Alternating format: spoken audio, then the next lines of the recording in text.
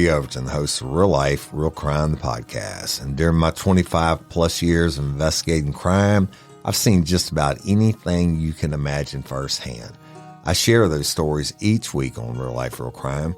Those stories are real, they're raw, and they're enjoyed by audiences all over the world. Last year, we hit #1 on both iTunes and Spotify charts, and I was featured in a Friday Dateline special in April, Who Killed Courtney Coco? When I'm not solving cold cases like the Courtney Coco murder, I'm hanging out in the studio with my buds Jim Chapman and Mike Agravino. Jim, Mike, and I co-host Real Life, Real Crime Daily, where we talk about current crime stories, but do so like three guys hanging around in a bar. We cover the headlines, but we also cover the obscure, the kinky, and the dumb side of crime. We take crime seriously. We just don't take ourselves too seriously. Both shows are together on your favorite podcast platform. That's Real Life, Real Crime with me, Woody Overton. And Real Life, Real Crime Daily with all three of us. Yes, but Mike's only here so me and Woody have someone to screw with.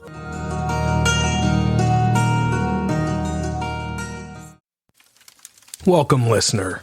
I'm glad you're here. Take a seat next to the fire.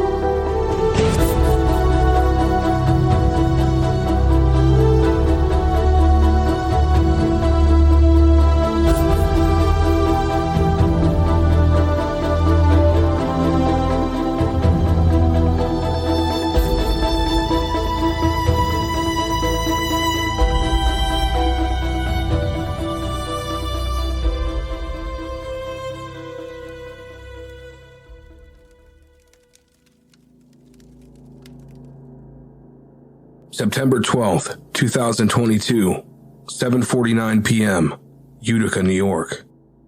Much of today's episode will be pulled directly from police and medical sources. The objective here is to provide little actual commentary.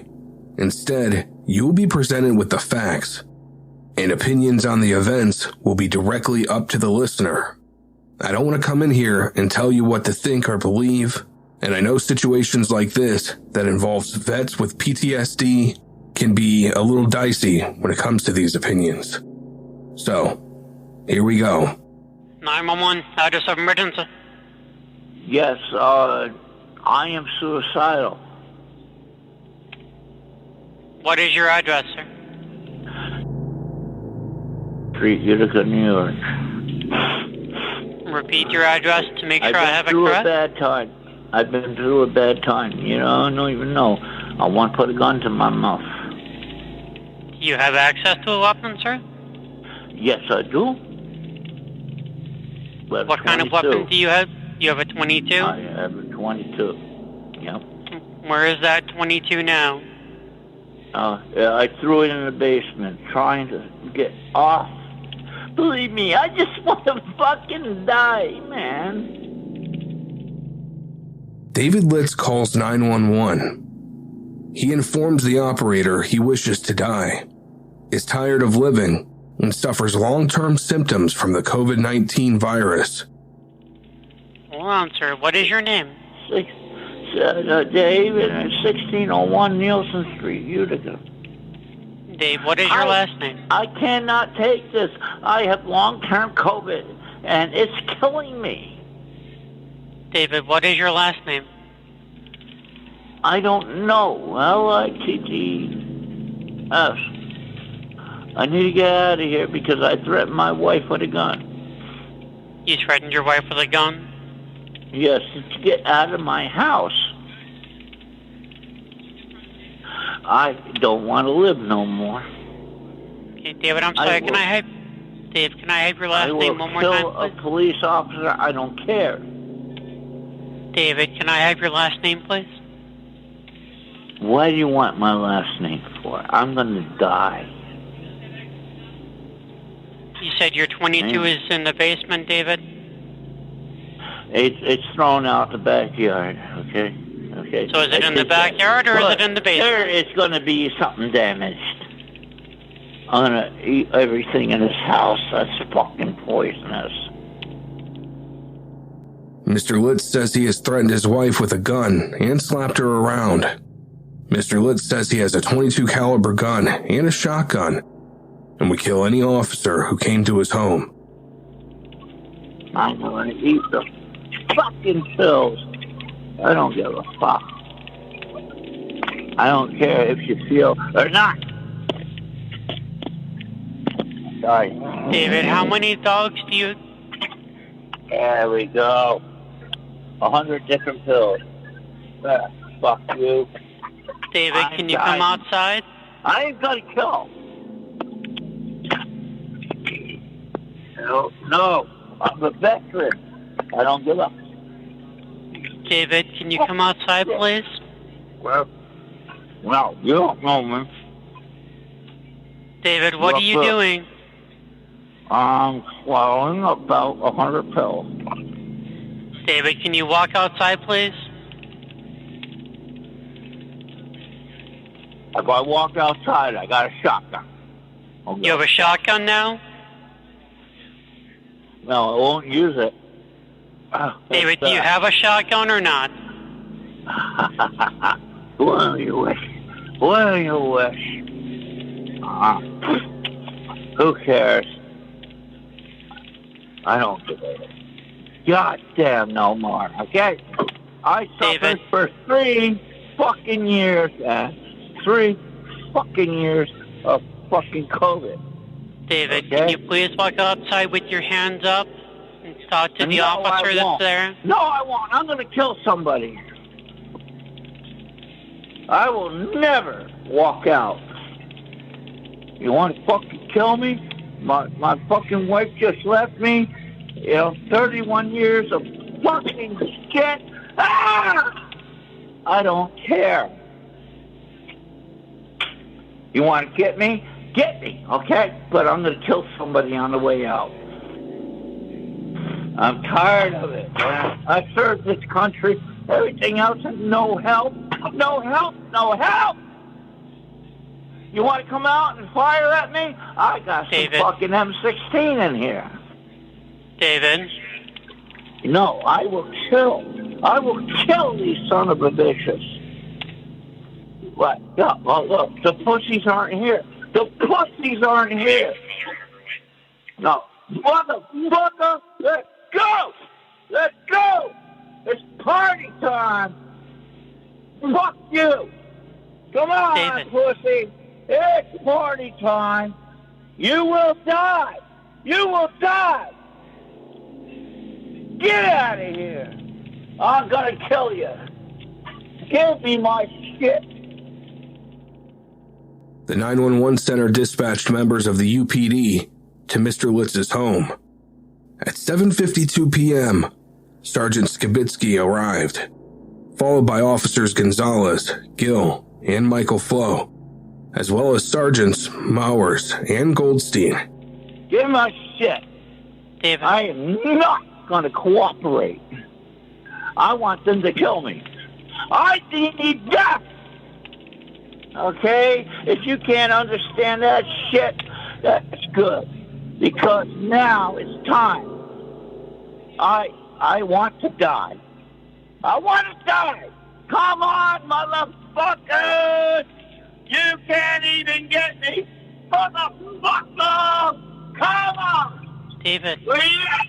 Where you at, you fucking pussy? Come on and shoot me!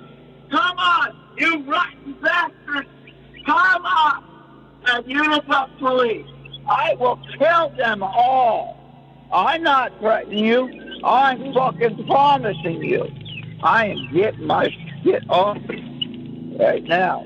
You David, what are you doing now? Oh, bullshit! No! Everybody dies in this house. Tonight! Everybody dies. You fucking think I'm kidding? Events at the scene were captured by body cameras of Sergeant Skibitsky, Mowers, and Goldstein and Officers Gill and Gonzalez. Unless otherwise noted, the following facts are taken from body camera footage. Between 7:51 p.m. and 7:55 p.m., the 911 dispatcher advised officers that Mr. Litz said he had a .22 caliber pistol in the backyard. Quote, "If he comes outside, it will be with a shotgun. He had an M16 and he is taking pills." David, this is the Utica Police Department. I'm pulling up. I just need to negotiate. I'm in contact. Let me know. Yeah. Jess, if you want to come up to the intersection here with James, we got the PA going. You got the light on right there. Well, it's his first house, I don't know. Yeah. The second house, maybe we're coming out, they don't know what's going on. They're advising on the second house. Supervisors on 3.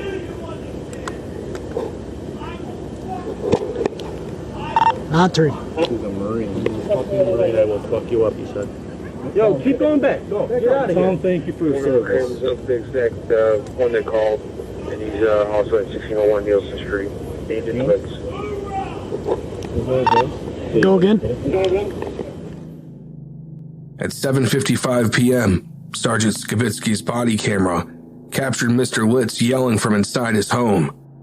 At 7:57 p.m., Sergeant Mowers positioned himself next to Sergeant Skibitsky with a rifle. At 7:58 p.m., Officer Flo used a loudspeaker from one of the patrol vehicles, told Mr. Litz to come outside with his hands up. Mr. Litz yelled from inside the home. At 8:01 p.m., Mr. Litz walks outside with a knife in his right hand and yelled threats of harm to the officers on the scene while pacing on the sidewalk, including, "I will kill everybody. I have an M16 in the house. I have a fucking grenade." David, this way! Walk this way! Put your hand, drop the knife! You got a knife? Yep. David, drop the knife! I got cover. Papa, Less lethal? David! Come here, David, we want to talk! Come here, David! Sergeant Skibitsky suggested using less than lethal options to officers at the scene, with no audible response from the other officers. At 8:02 p.m., Investigator Dodge began to talk to Mr. Litz over a loudspeaker, telling Mr. Litz to drop the knife and asking him how she could help him and what had happened that made him this upset. Around the same time, Sergeant Goldstein arrived on the scene and asked the officers whether any of them had less than lethal. There were no audible responses. Officer Flo and Sergeant Goldstein unholstered their tasers, and Sergeant Mowers and Investigator Joshua Femia held patrol rifles. Drop the knife! Drop it! Drop the knife! We got time, don't. Listen, David, talk to me stay for a calm. minute, okay? David? David! David, will you talk to me? Shoot. No, I'm gonna get my fucking M16. David, listen to me for a minute. Stay out here. I watched my fucking brother get killed right up front here. And you fucking turn around and say, oh, it was an accident. David. Come on, nigga. Come on, nigga. Can you put the knife down so we can talk? You will die. You will die. David, I'm gonna kill you. can you put the knife down so we can talk? No. You see, you talk with a knife, I right? don't want anything to have to do You tonight. fucking killed my brother. You officer killed my brother What happened to your brother? 10 years ago. Mike Corey. You killed him. You fucking niggers. Hey, what? Where's this fucker? Dave, drop the knife, David. Please drop the knife. David, drop the knife! David, listen. The world of 911 emergency dispatching is brutally diverse. One minute you can be talking with someone about parking violations. What's the process we are to take to have people towed? Because it's actually delaying the mail. And then all hell can break loose. Then the rest of the day is crazy. We could have murders. Hill County 911, what's your emergency? I just killed my children. Home invasions. He's in my house. I shot him. You shot him? He was coming up towards me and I shot him. Natural disasters. Tornado came through and got us. I'm buried under a box of all my life. Even bombings.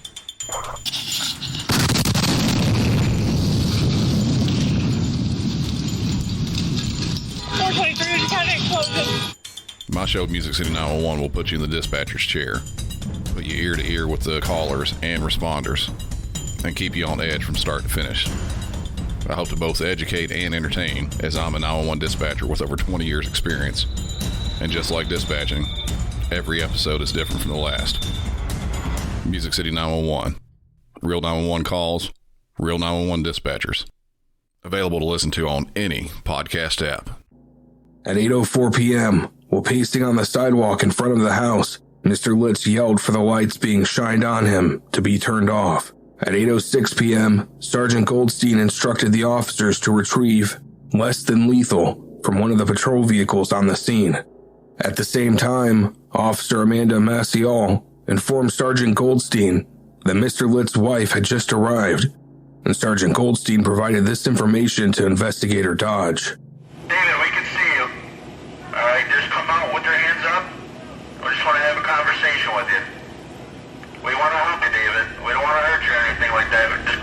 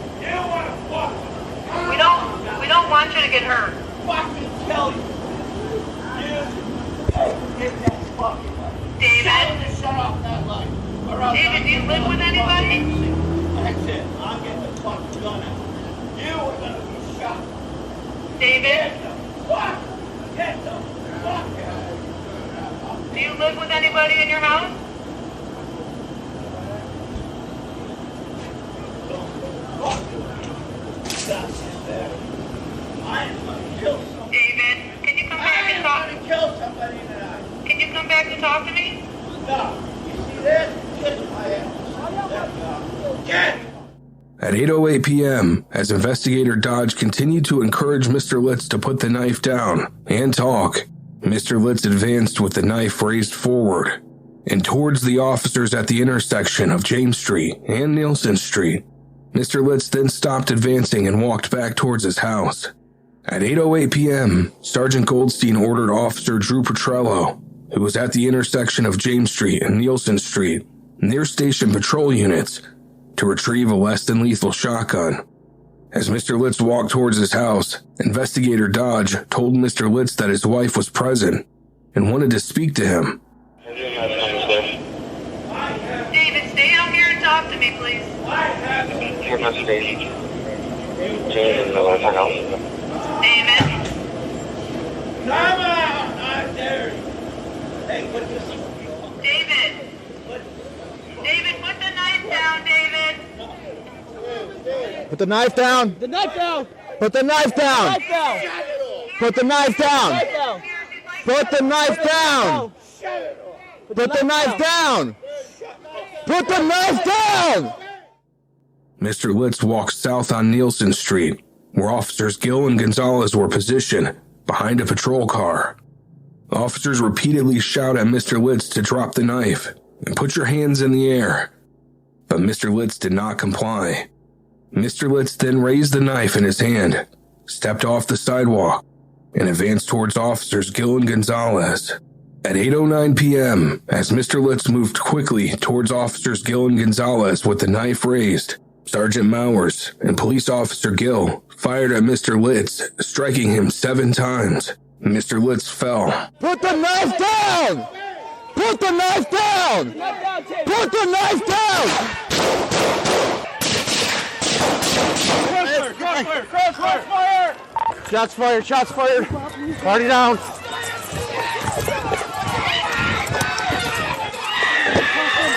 Where's the knife? Where's the knife? We got shots fired. We need USC immediately. You good? Bring his hand, bring his hand, bring his hand. Anyone hit? Everybody back! Everybody back up! Oh, where's he hit? Where's he hit? Where's he hit? Get up. Let it go back. You and who? I got me. Are you good? He breathed. Lobby? Was it lobby? Someone get it. Someone get in the gold bag. Yeah. Now I'm just going to He's got it. Somebody's got it. Somebody's got it. All right. Have EMS come in? 40 on command to SWAT commander's office. Multiple GSWs. I can't see. I see the right here's one. Who's got gloves? Who's got gloves? Gloves. Give me gloves. Watch our back. I got you. We need chest. Just making sure you copied all that. One party down. Send a 10 to EMS right now. At 8:14 p.m., ambulance personnel who had been summoned to the scene by Officer Flo arrived. Based on medical records, they transported Mr. Litz to St. Elizabeth's Medical Center, where, despite life-saving measures, he was pronounced dead at 8:33 p.m. On September 15, 2022, Dr. Diane Vertes conducted an autopsy of Mr. Litz. OSI Detective Christopher Reedy and UPD investigator David Singh attended the autopsy. Dr. Vertes concluded that the cause of death was multiple gunshot wounds, and the manner of death was homicide. Dr. Vertes concluded that the shots to Mr. Litz's chest and abdomen contributed to his death. No one shot was determined to be the fatal shots. Analysis of Mr. Litz's blood showed that he had a blood alcohol content of 0.20. For comparison, the legal limit of blood alcohol content for drivers in New York is 0.08. During the autopsy, Dr. Vertes identified 7 bullet wounds and retrieved 6 projectiles, which were submitted to the New York State Police Forensic Investigation Center for analysis. September 12th of last year, a depressed veteran called 911. He said he was tired of living, suffering from long COVID symptoms, and that he was going to kill any police officer who intervened. The scene that played out was captured on police body-worn cameras. The video showed David Litz of Nielsen Street advance on Utica police officers with a knife in his hand, ignoring the orders to drop that weapon. 2 police officers opened fire, one with an AR-15 weapon, hitting Mr. Litz 7 times and killing him. New York State Attorney General Letitia James released her final report on the incident today. Her conclusion: no charges against the officers involved.